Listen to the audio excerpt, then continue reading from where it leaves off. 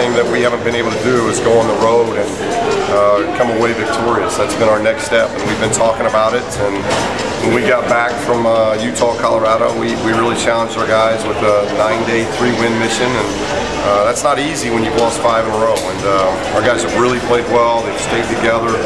We've been seeing our defense, even when our offense has struggled on the road, we've seen our defense improve.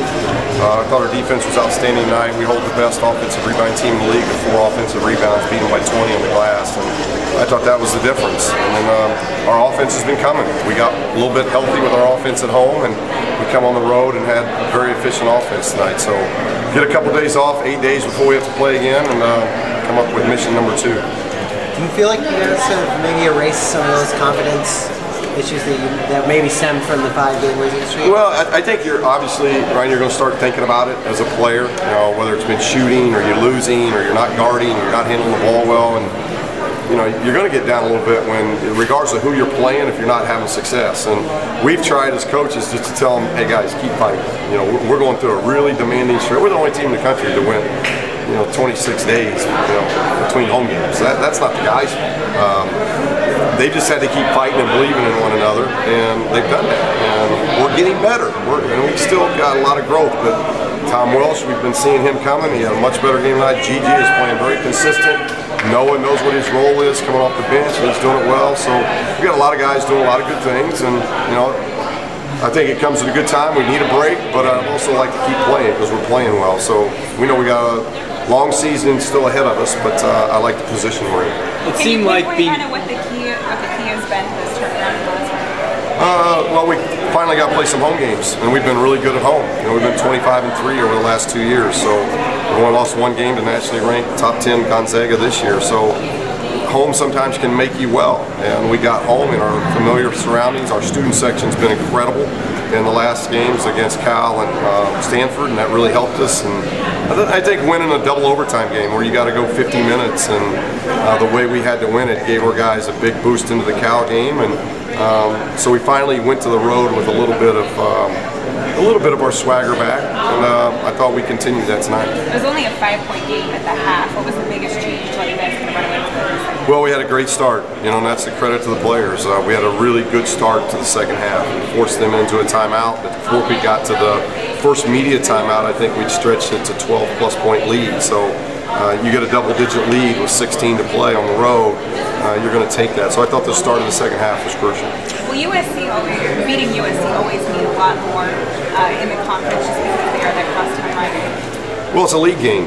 Obviously it's a rival, but it's a league game. So we are either going to, I think, leave this gym tonight tied or a 2-game lead. And so we'd much rather be leaving here with a 2-game lead. And very proud of Norman.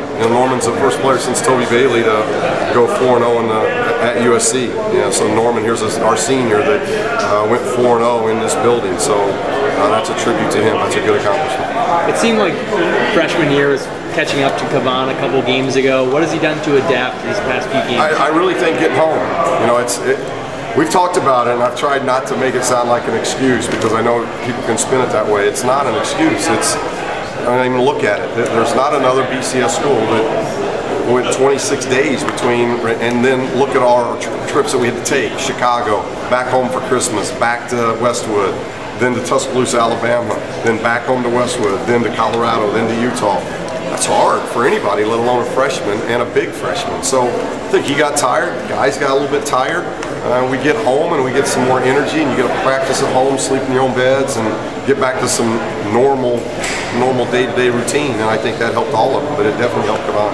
I don't have the stat sheet, but you had a lot of points in the paint today. Again, how different has this offense been when Kavan and Tony are both working? Well, and again, it's not the guys' fault. I think as a coaching staff, we've worked as hard as we possibly can to try to figure out other ways of scoring with this team. We're playing differently than what we did last year from an offensive standpoint. And for 3 games now, it's worked. I don't know if it's going to continue, but we're in a pretty good rhythm offensively, and the guys have adapted to it. Hopefully, maybe we're finding some things that now guys we know they do well, and really going to those things. You saw that in the second half. We had Norman on some drives that we were able to get him. We got pick and pop with Bryson and Kavan. We got ball screens for Bryce to come off and make reads on.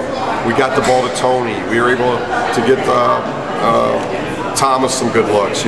Isaac didn't score the way he normally does, but I thought Isaac defensively was terrific tonight and a big key for us. It seemed like you guys got back to that old style a little bit more in the second half. Is that just a matter of comfort? Guys are feeling good enough that they could... Yeah, and I think having a lead at half was crucial for us. We got an 8-point lead, and they went up 3, and then we got back to 5. I think that was crucial for our guys to come into a break and have a lead on the road, because we haven't had that. And so they got a little success after winning 2 home games in a row, and I think they really believed going back out at halftime that, hey, we can do this. And then the start, as I mentioned before, I thought the start was a huge key to what we were doing. Has any of the outside criticism or the talk of, hey, maybe you guys could miss the tournament altogether, has that seeped into the locker room and maybe motivated your players? No, I don't think so. I hope we're motivated by the noise in the locker room. If you're listening to noise outside the locker room, that's always going to affect you. And sometimes that noise is negative, sometimes it's positive. 10 days ago, we were on a 5-game losing streak. There are not a lot of positives being said about it. Now all of a sudden we won 3 in a row. I'm sure it's going to go a little bit crazy the other way. That's what happens. And we've got to listen to each other in the locker room, keep building with each other in the locker room. This is a tough situation with young guys getting better. And part of getting better is making sure they know what voices to listen to. And I think they trust the coaches to listen to us. Bryce didn't seem like he could miss in the second half. Is that good to see him kind of bounce back in that way, given the rough he played well. He played well against SC last year in both games. So, he understands the magnitude of it, and I think he understood the magnitude of this game. That's your point guard. Point guards get a feel and they understand that we needed a road win. And as soon as we got in the locker room, he was the one that went to the board and wrote "mission complete." And so everybody's yelling because he writes that on the board. Everybody knew what was at stake here, and your point guard's got to have that feel too. And I thought he did a lot of good things. Thank you.